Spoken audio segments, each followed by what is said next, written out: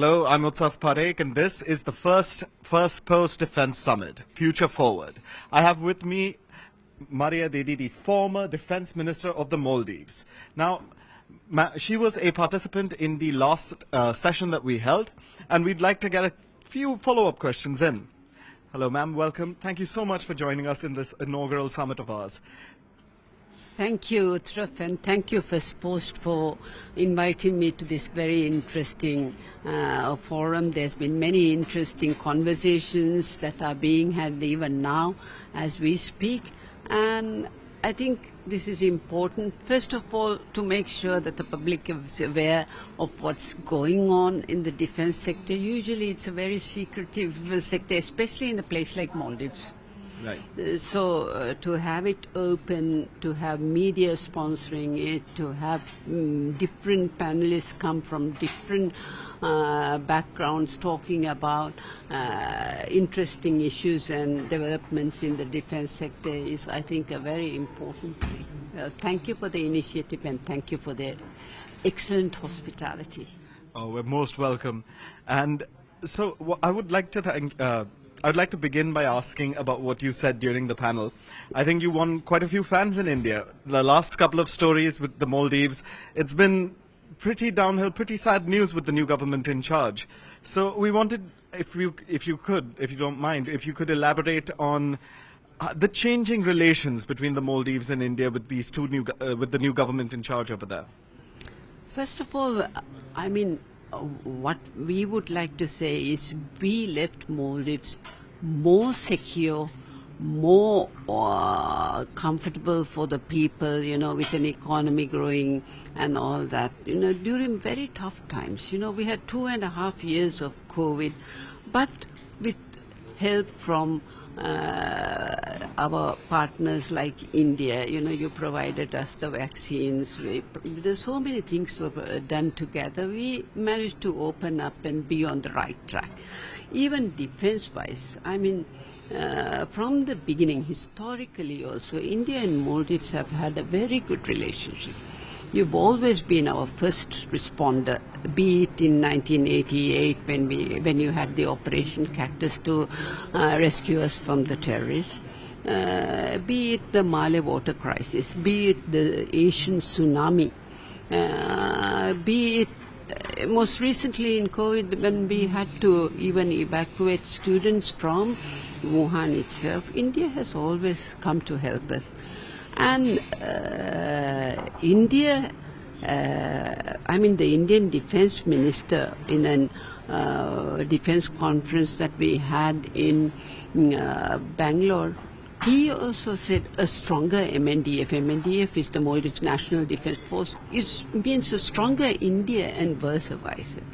It's never been like, that you all are coming on wanting, to show your influence on us. You have been catering to our needs. We have come to you all and we have said, the global world is changing. We have 100,000 ship movements a year in our seas. We have 4 major channels where trade passes through in the Indian Ocean. We want, just like our international obligation states us, hydrography charts that are up to date. So far we've been using charts from 1800s that were done during the British days. And y'all catered to us. We came to an agreement and then y'all started doing the charts for us to make sure that we do not have, 16 million barrels of crude oil passes through or near Maldives, through our 8-degree channel on the way from Suez to Malacca. So in those sort of situations, if we do have a major oil spill or if a ship goes aground on any of the reefs, because what we notice is since the tsunami, the seabeds have changed considerably. New islands have come up, islands have disappeared, there are new reefs coming up. There are so many things that are happening in the seabed, due to climate change. And if we have a major oil spill or something like that, you can imagine one of our main, almost all our industry is based on marine life, divers, tourists coming to our shores, fishing. So naturally, if something like that happens, we have to rely on our closest neighbor to come and help us. We can't, in a small economy like ours, we can't afford to have these equipment ready. I mean, just lying in case something like that happens. We need friends to come and help us.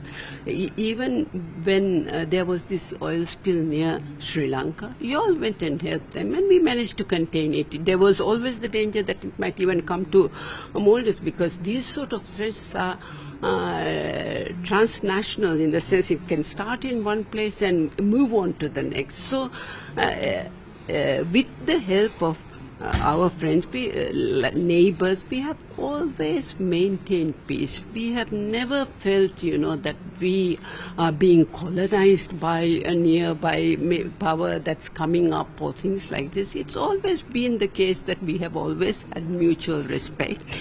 We've always helped each other. But what we don't want to see is like recently there was in the media the Chinese research ship coming into our waters and the Indian Navy looking on from close. When you lose trust, it has a huge effect on the region. What I am happy to note is that I see in the media that Maldives have taken part in the Indian naval games. While we speak, the Dosti exercises, those exercises that started out between India and Maldives, in 1991, and which Sri Lanka joined in 2012, and now Bangladesh is an observer as well. They are taking place now. The ships have arrived, the halos are there. These are continuing. These are things that is very important, for interoperability, to understand each other's condition, and to learn to work together. So,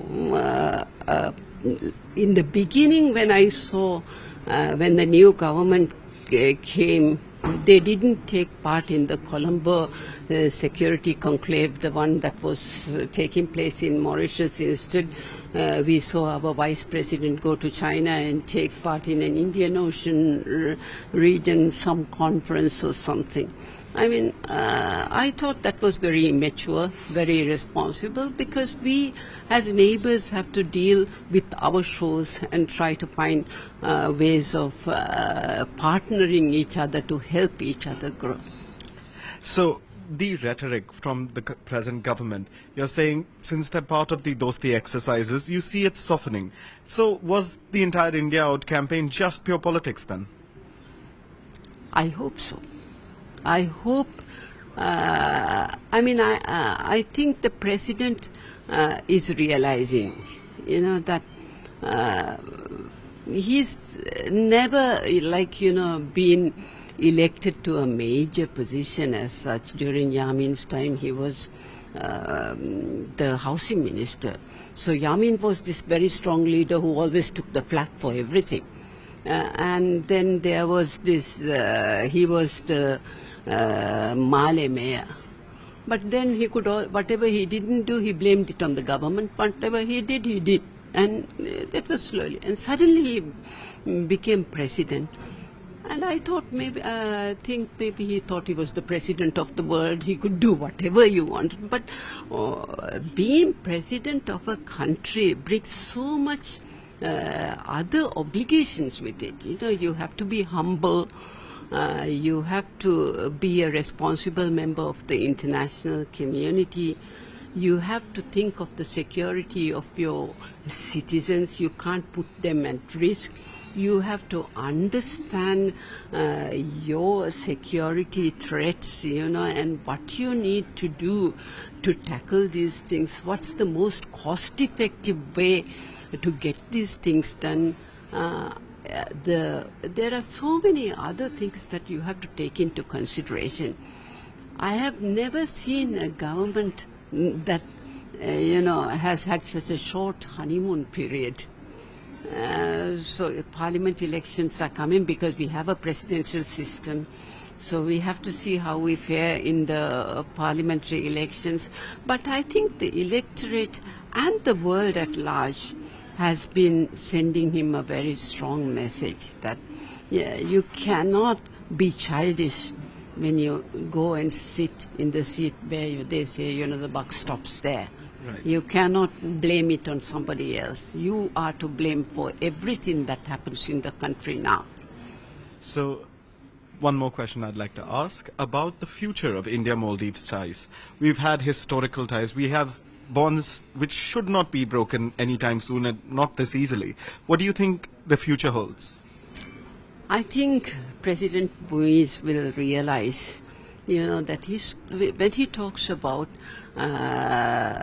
he's always talking about patriotism, he's talking about nationalism and all that in a very conceptual way. But for us, patriotism has been being friends with our neighbors. He talks about our flag. Our flag flies high because the flag of our neighbors and every other flag also flies high. Whatever he is trying to say because of his campaign, he's not really delivered on all that. He can't. It is impossible, And if he does, as he says, it's going to cost the Maldivians a lot. That is what the Maldivian electorate have realized. He spoke about finding medical treatment for Asanda and all in Bangkok and Dubai and these places. The Maldivians, simple Maldivians, was coming and saying, see, when we go to India, government might sponsor the ill person, the sick person, but we are able to go with that person and look after them. The Indians are kind to us. The Indian doctors help us. Why should we spending a lot of money and going to these other places? It's not that there's anything wrong with the other countries. What we are talking from is the Maldives perspective. What about the Indian helicopters which have saved so many Maldivian lives? They are talking about changing it to civilians. Now, if we do it as an exercise where one country is helping the other and it's done between the armed forces of the country, search and rescue, so many other things also that we do together, the aid that you give will be there for other things that is so much required, because here you're just as part of the two armed forces cooperating with each other, you are there and you are doing it for purely humanitarian purposes. And Muizzu claimed that the Indian troops being stationed there is what is affecting the national security of the country. It's been 3 months, 100 days since he came to power. They are still there. Nothing has happened to our national security. Not even one person has come back. But we feel as secure. All Maldivians feel secure. So this political rhetoric that he was going on about, Maldivians should come to their senses and see that it was all lies, that it didn't happen, it never happened. Maldives says we are secure, we are in partnership, we do things together, just as they say, to increase interoperability, to be able to understand each other, to do things together as neighbors and friends.